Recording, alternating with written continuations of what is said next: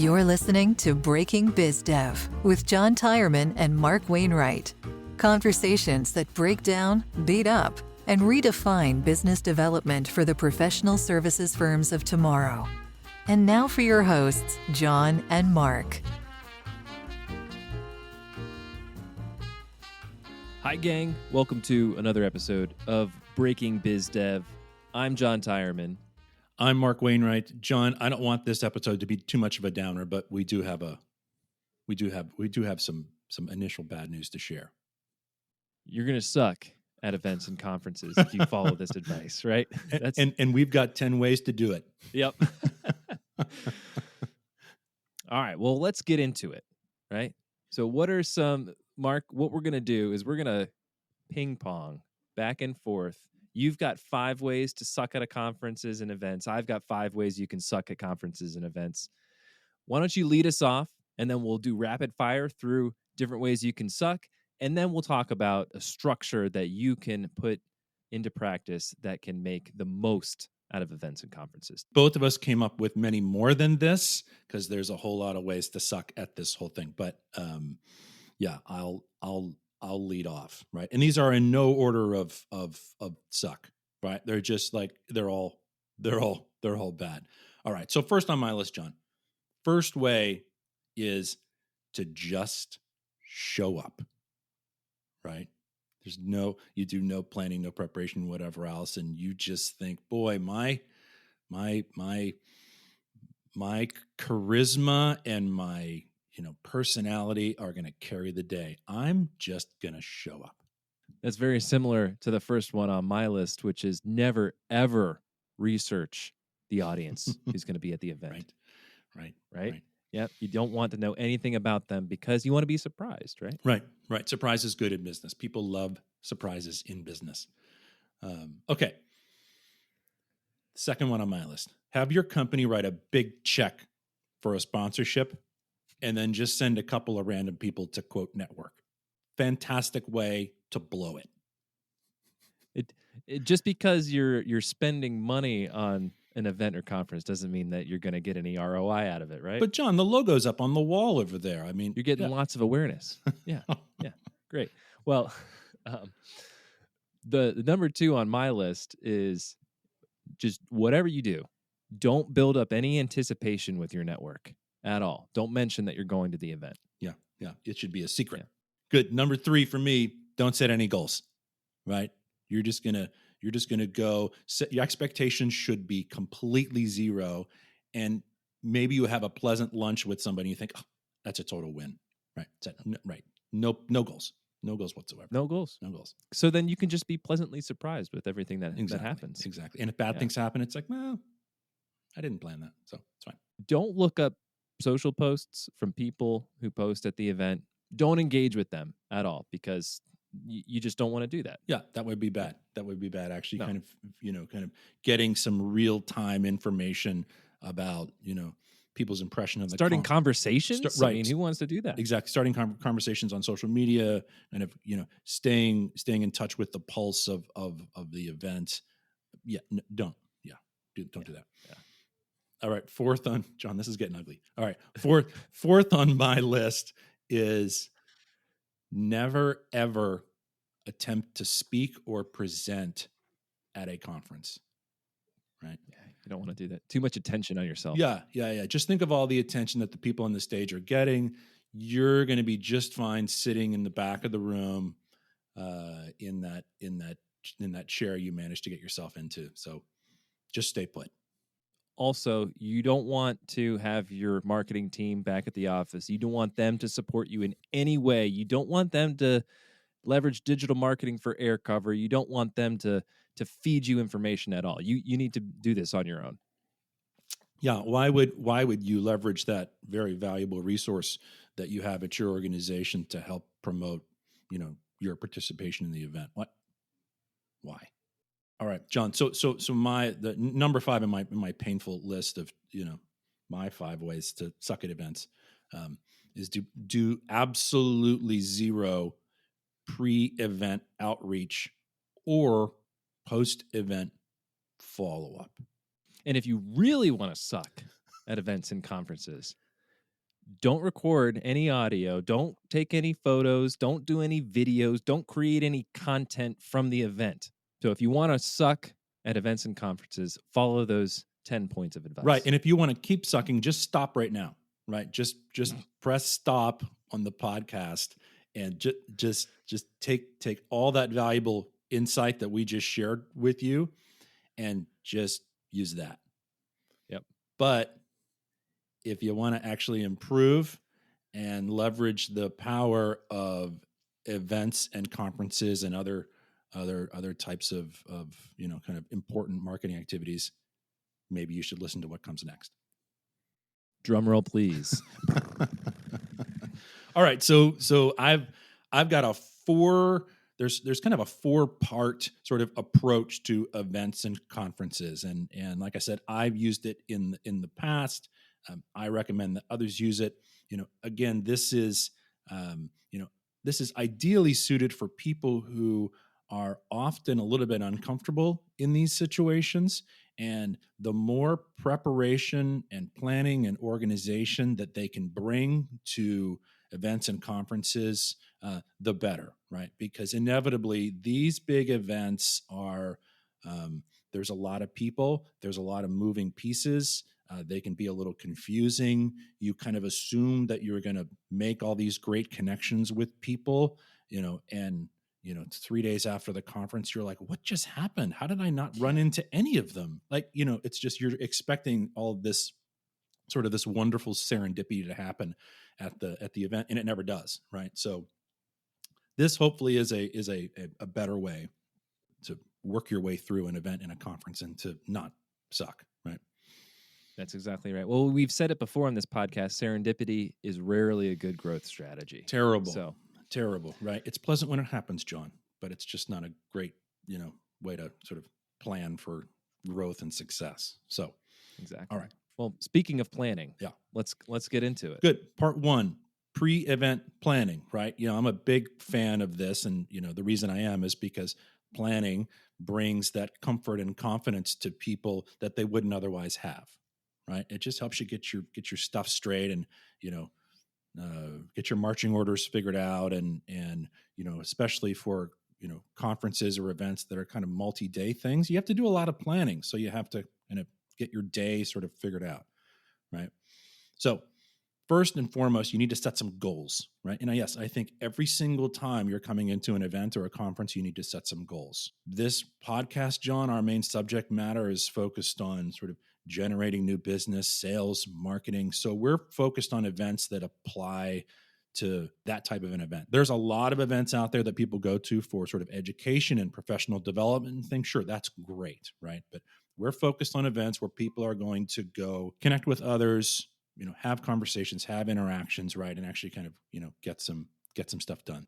And I think that those goals should be, I'm going to use the word SMART. Hopefully a number of people have used that sort of when you're setting goals, SMART, right? SMART goals. They're specific, they're measurable, they're achievable, they're relevant, and they're time bound. I think that conferences and events are perfect for creating sort of those specific types of really targeted goals, right? You can be hyper specific because everything's focused around that specific event. They're measurable, right? Oh, I met so-and-so. I didn't meet so-and-so. I want to, talk to 3 people I've never met before. Great. That's totally measurable. Achievable. They should be reasonable goals, right? Relevant, yep. Connected to the event, right? And time bound. Obviously, conferences and events are time-based, sort of, they're time-based by design, right? So this is perfect. I think SMART goals are that acronym, that approach is perfect to bring to this planning. So, that's goals setting, right? So when you're doing some planning, when you're doing your pre-event research, you want to make sure you're super clear on what the event purpose is, who's the audience, what kinds of themes are happening at the event, right? And this is stuff that's happening ahead of time, right?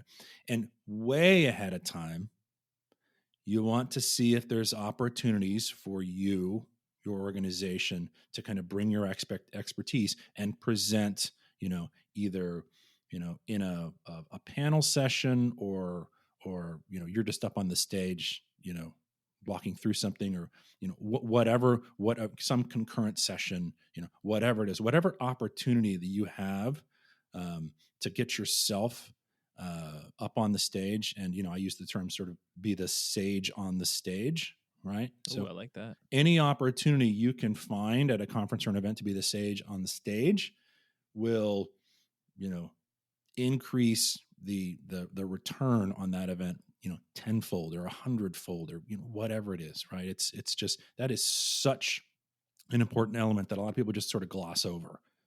So that's critical, right? So that's all part of this pre-event sort of planning stuff. See if there's opportunities to present, work with your marketing team to develop an abstract, submit it by the deadline, and hopefully you get accepted and you're able to present.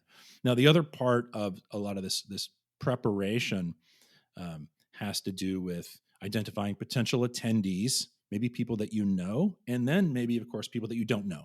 Okay. Mm-hmm. Right. So you've done some research on the event. Maybe you've submitted an abstract to present.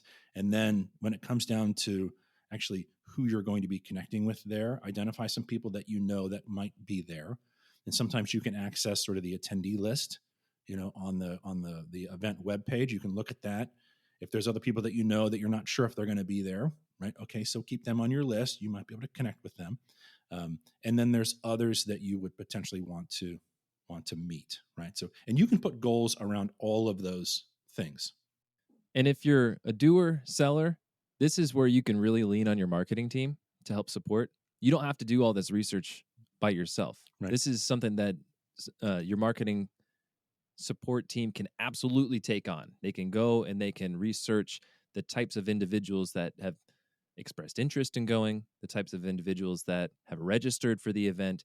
Typically, in most cases, larger events, there are representatives from the event company or the sponsor of the event, main sponsor of the event, who can provide lists to you. And so it's just a matter of coordinating with those individuals. But yeah, that's absolutely something that marketing can help do to support the pre-event planning. They can also be a sounding board for reviewing some of those SMART goals too. And then it shouldn't be done in a silo, I guess, is really where what I'm kind of getting at is these events, going to events. It's a team sport. You can't just show up. Right. Spot on. So the second part of all of this is pre-event outreach, right? So you're going to take that list of people that you've created, some that you know, some that you don't know, and you're going to reach out to them. You're going to, social media, email, whatever channel you use to connect with those folks.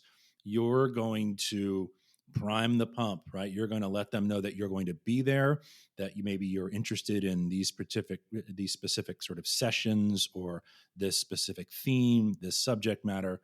You're going to be there from this day to this day. So you're going to be setting yourself up for success. You're going to reach out to people that you know and others that you don't know. Those messages are a little bit different, right? So it's, hey, enjoyed the conference with you last year. Would love to see you again this year. Or someone that you don't know. It's like, hey, I noticed this particular session that you're presenting. The subject matter is super interesting to me. I would love to say hello at some point at the conference, maybe after the session or some other time, right? So you're doing pre-event outreach, right? And maybe maybe the event is taking place in a city where you have an active opportunity, but they're not attending the event. Mm-hmm.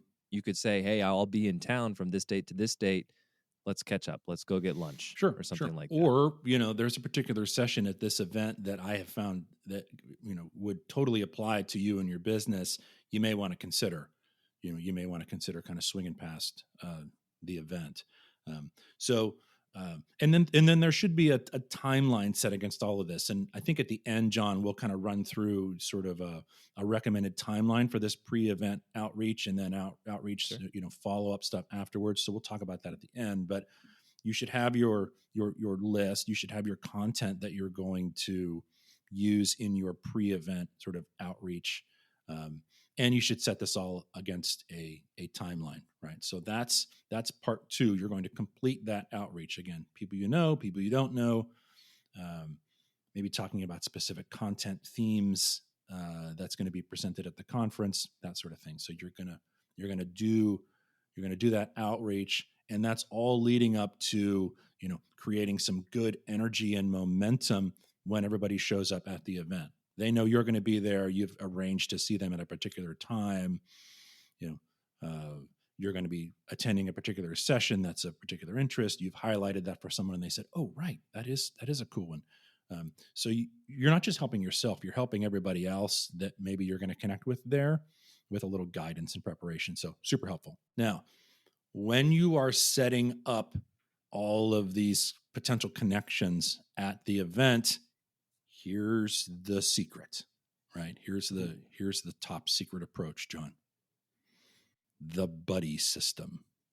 Oh, that's a good one. So the buddy system, right? Yeah, I used to have.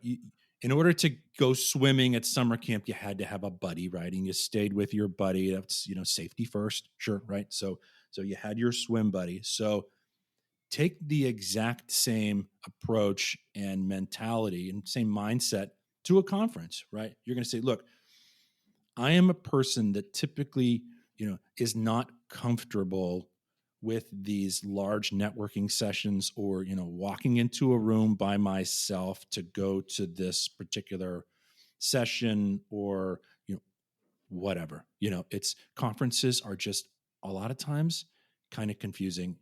And there's a ton of people and it's hard to navigate that, right? So just grab a buddy, right?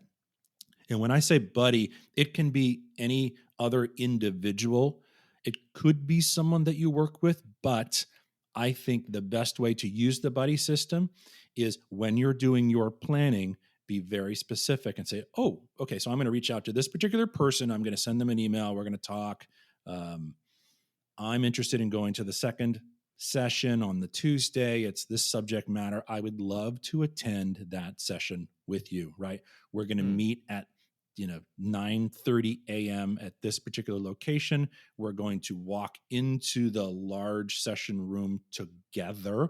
We're going to sit together. We're going to take in the session together, and then we're going to wrap everything up together, right? Plan that, right? Mm-hmm. So you're able to go into the room. You're able to maybe see some people that maybe see some people that they know. You're able to take it all in together, and you're just so comfortable and confident kind of having this whole thing happen rather than kind of sheepishly walking into the room 5 minutes late and grabbing a seat in the last row.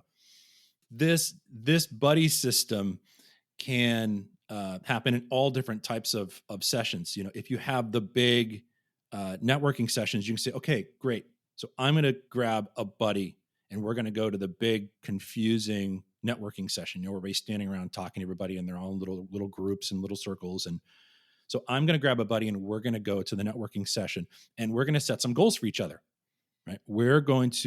I'm going to introduce my buddy to 3 people that they might not know that I know, and vice versa, right? So you're going to challenge each other and you're going to give each other that really important support and energy that you need walking into that big room of kind of unknown people. And you're going to make that event a really worthwhile use of your time rather than, skirting around the edge, grabbing your free drink with your green drink ticket, and then, going back to your room because you had some important work to do. Right. Right. Hide behind the work. Right. Hide behind. Well, Mark, let me ask you. So you mentioned that the buddy can be somebody that you work with, but it's probably better if they're not. Yeah. Can you give some examples of what makes a good buddy? What I referenced right initially in this conversation is I went with a woman who is kind of a senior team member at one of my clients. She didn't really know I was considering her my buddy for the event, but she was, right? We walked up together. So I knew that she was going to connect with, and she knew a number of people at the event that I did not, and vice versa, right? So we went together. We talked on our way up there. I had set some goals actually in our little walk up there. I had said, hey, had you considered, any particular goals that you might have for this event? And she maybe rattled off a few probably informal goals. And I said, well, I think those are good ones to set. So she was a good person to go with because, like I said, we didn't have this full overlap of connections there. She was able to introduce me to folks that I didn't know, and vice versa. And when I introduced her to people that I know, the connections that I've had for a long time, one of the great things you can do with your buddy is you can just shower them with praise. Like, oh, you haven't met? Oh, you guys need to know each other. Of all the people out there, I would have assumed that the two of you know each other because this client of mine, she is fantastic, right? She's does great work. She's a joy to work with. Yes, you too. I'm so happy that we found ourselves here together, that I'm able to introduce the two of you. This is great. But anyway, so that's one example. That was what I mentioned first off. So the buddy system, right? So the buddy system is this tool you're gonna use kind of at the event, right? So you've done your research and everything else, your preparation, you've done your outreach.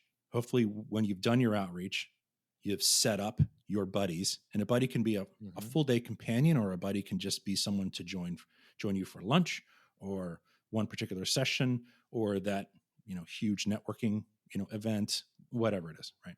Buddy can be different folks, but you want to get you want to get all those events. You don't ever want to find yourself by yourself.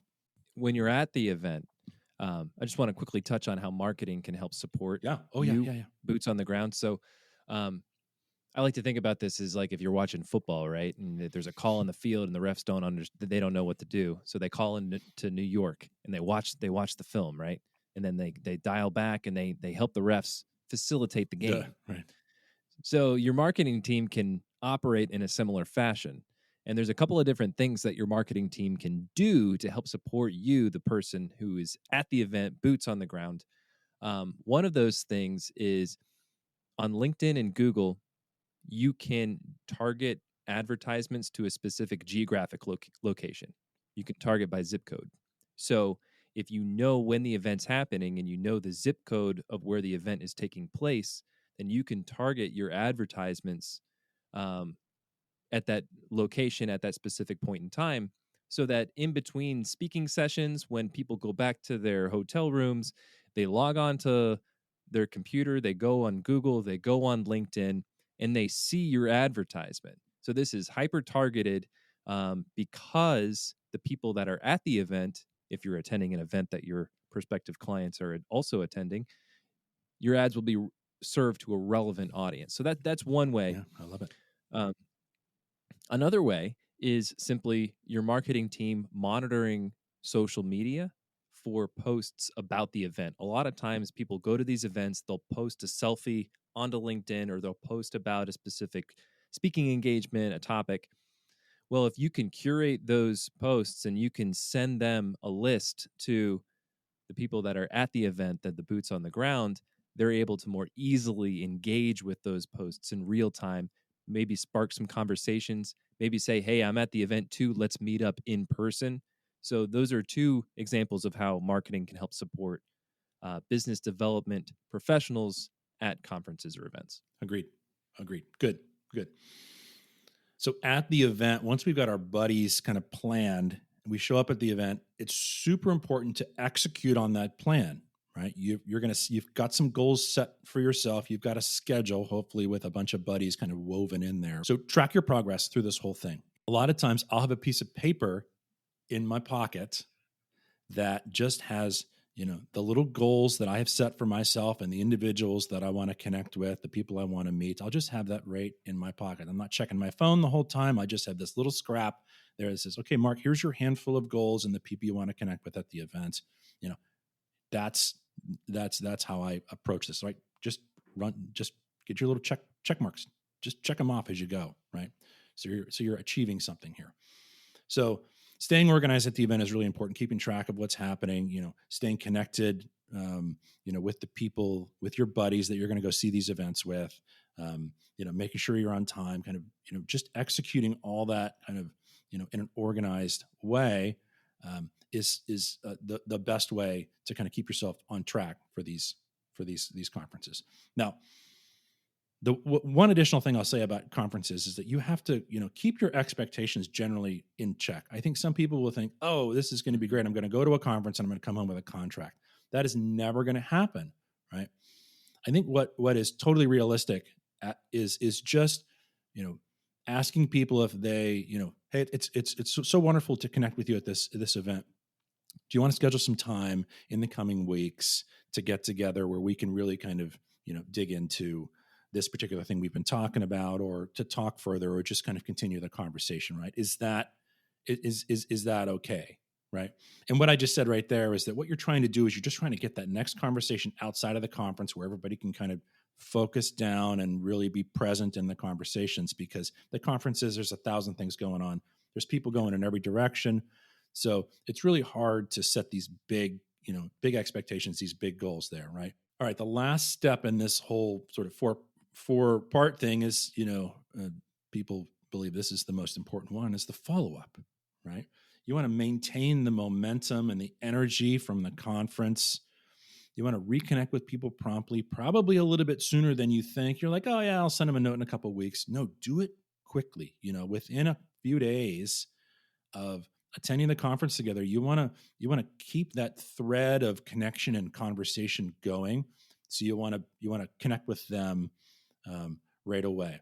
I think it's helpful to help people remember your conversation, because you have so many conversations at a conference. I will say, look, it was so nice to talk to you on Tuesday at lunch, right after that one particular session that we saw together, so that someone thinks, oh, right, I remember that. Yep, that's exactly when I talked to Mark, right? Otherwise, you're just like, hey, it was great to see you at the conference. And like, shoot, where did I see that person? Yeah. And who were they again? Right. So that's a little sort of a trick, right, that you can use.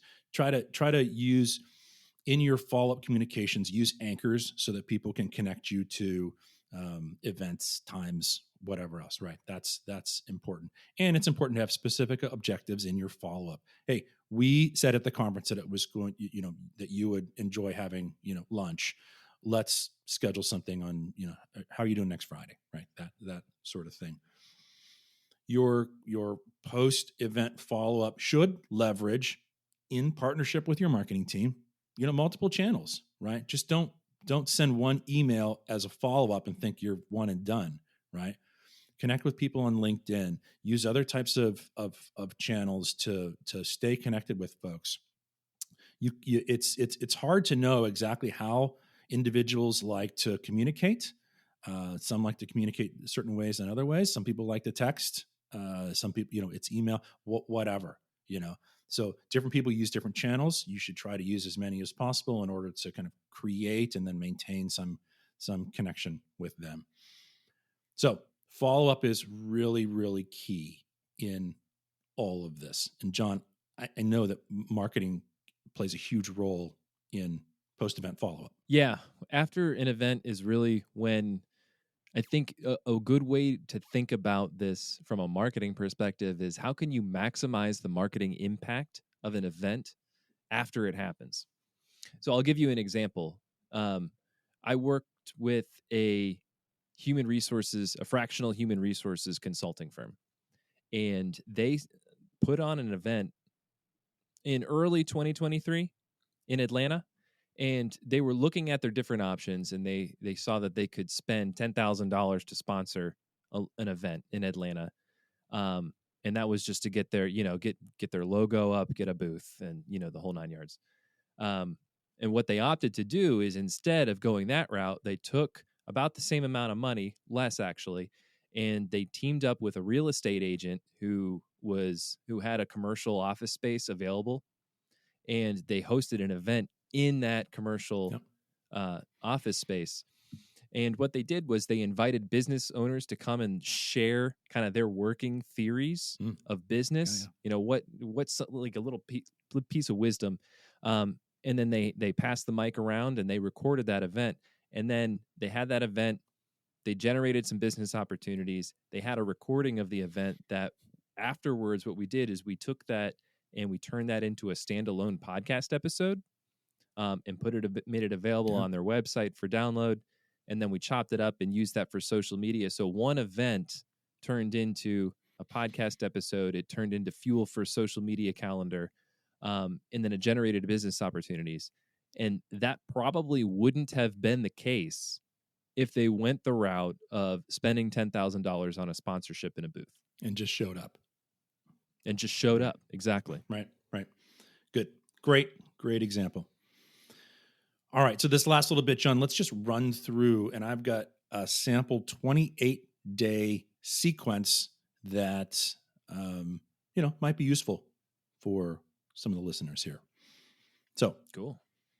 That's 28 days. And this is 28 days from sometime ahead of the event to, after the event, right? So this encompasses everything we've talked about here, right? So 3 weeks prior to an event, and it could be more. I don't think it's going to be less, but it could be a little bit more. But 3 weeks prior to the event, do your planning, set your goals, and work through your contacts. People you know, people you don't know. Get that figured out.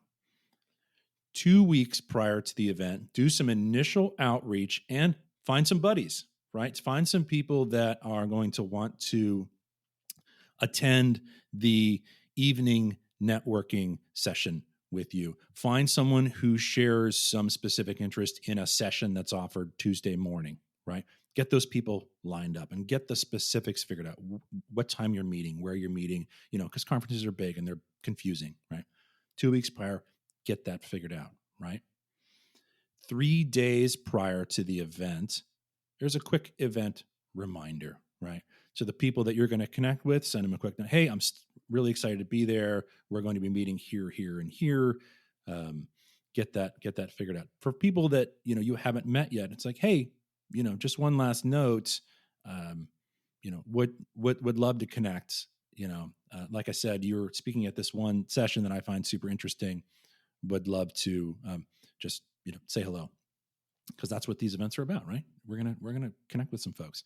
So 3 days prior, we're doing that last little touch, right? At the event, you're going to walk in the door with your plan and be ready to kind of track your progress against that plan, right? You've got these people you're attending certain sessions or certain events with. You've got a group of individuals that you'd like to meet. So you've got a plan. So all of a sudden, that anxiety and that confusion and that ambiguity that comes from big events like this starts to drop, right? Because you've got a plan, right? So hopefully everything goes well at the event. You achieve what you want to achieve at the event. You connect with who you want to connect with, and you seek and gain permission to reconnect with them afterwards. 1 week after, you're going to be doing your multi-channel follow-up, right? So, and that can happen, over that week and maybe even, subsequent weeks after that, right? It's email, social media, setting dates on calendars, hopefully getting things scheduled, right? So it's that kind of follow-up.